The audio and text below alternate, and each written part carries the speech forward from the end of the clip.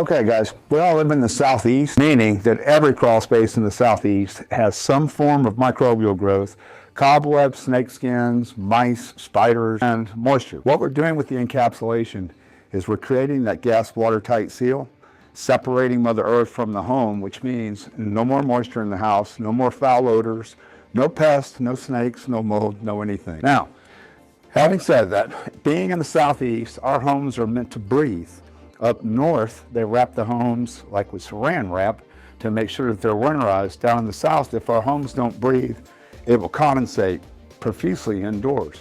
Excuse me. So having said that, some of the air from the crawl space ends up in the indoor living area. What we're doing with the encapsulation is creating a sterile environment in the crawl space, which again is dramatically improving that indoor air quality.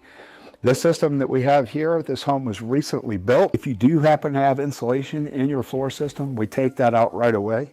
We seal off all of your foundation vents, and then we come in and do the crucial step on an encapsulation, which is to install a two-sided epoxy gasket. What that gasket's doing, guys, is it's making certain that we've got an airtight, watertight, gas-tight seal. Nothing can come from underneath the membrane and get to the house.